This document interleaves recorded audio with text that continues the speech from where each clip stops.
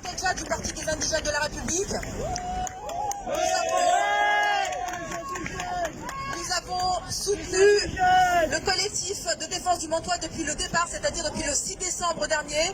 Et nous sommes ici à leur côté pour leur rendre hommage et surtout pour rendre hommage à ces mères courage qui nous montrent le chemin. Et comme je ne voulais rien oublier, que je souhaitais que cet hommage soit complet, j'ai écrit cet hommage. Tout à l'heure, il a été question de Frantz Fanon, dont la fille est ici et qui va prendre la parole tout à l'heure. Je voudrais ici parler de Malcolm X. Dans un discours en 63, Malcolm X a déclaré ceci. Ceux qui viennent m'écouter le font car il leur paraît important de comprendre non seulement les problèmes locaux, mais aussi les questions internationales et la manière dont notre peuple, les Afro-Américains, s'inscrit dans cet ordre international. Les gens étroits d'esprit pensent qu'ils ne sont affectés que par la vie du quartier.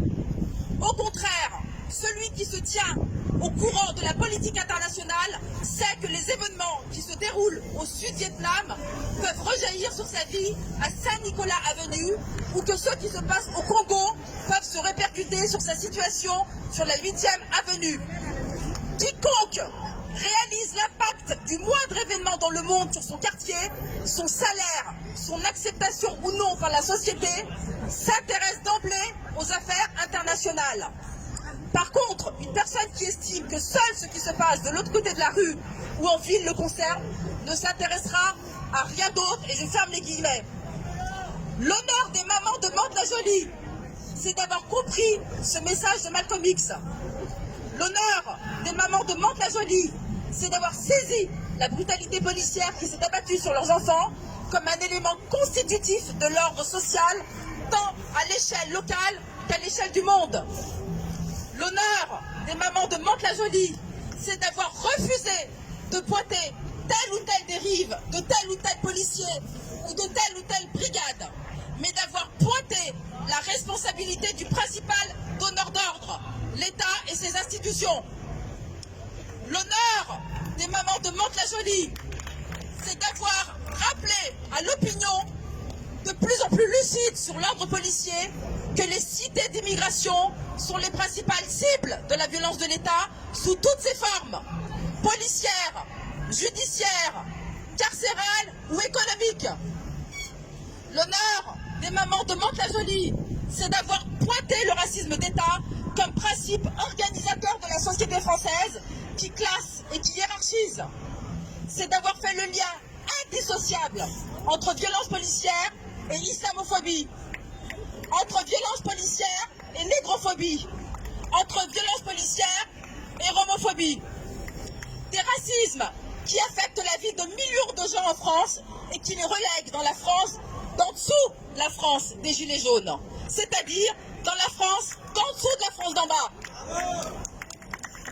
L'honneur des mamans de Mantes-la-Jolie, c'est d'avoir su ne pas isoler le cas de Mantes-la-Jolie des autres quartiers de France en mettant en évidence une unité de traitement et de conditions.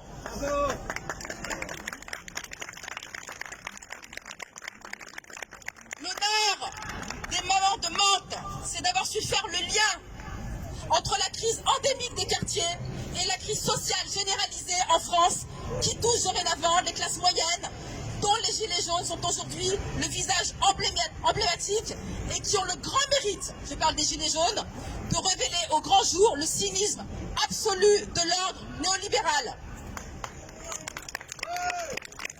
L'honneur des mamans de Mantes, c'est d'avoir su faire cet autre lien indissociable entre le racisme d'État et la politique infâme des frontières qui refoule les migrants et les condamne par dizaines de milliers en Méditerranée.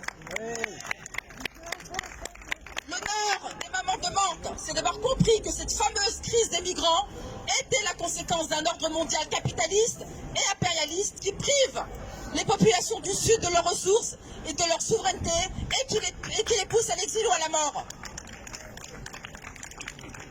Leur honneur et leur générosité à ces mamans de Mantes-la-Jolie, c'est d'avoir compris que le système qui a humilié leurs enfants est le même qui a éborgné les Gilets jaunes et qui massacre en Irak, en Haïti, en Chili ou en Palestine.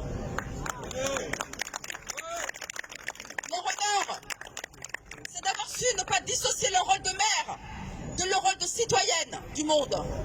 Leur honneur, c'est d'avoir politisé le rôle de mère, de l'avoir sorti de leur HLM, où elles sont censées exercer en tant que mère au foyer, en tant que chômeuse, souvent.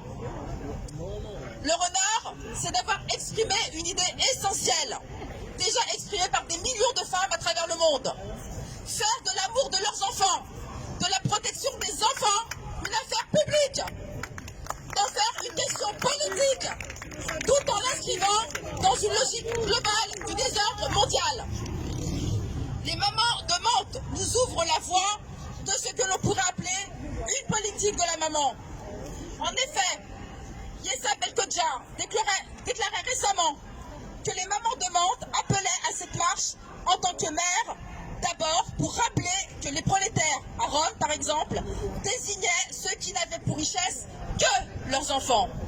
À l'image de Fatima, la maman humiliée avec son fils par un élu d'extrême droite, quand on lui demande d'ôter son voile et qui agrippe son fils comme pour le tenir à la surface de l'abîme.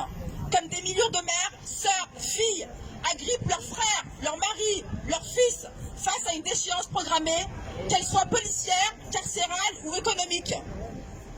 Je ne peux sincèrement que remercier du fond du cœur les mamans de Mantes-la-Jolie de nous ouvrir ce chemin de cette politique de la maman de manière aussi poétique, au nom de l'amour, pour l'amour de nos enfants qui sont nos enfants à tous, un amour que j'apprécie d'autant plus qu'il sonne à mes oreilles comme un écho de l'amour révolutionnaire. Merci à elle.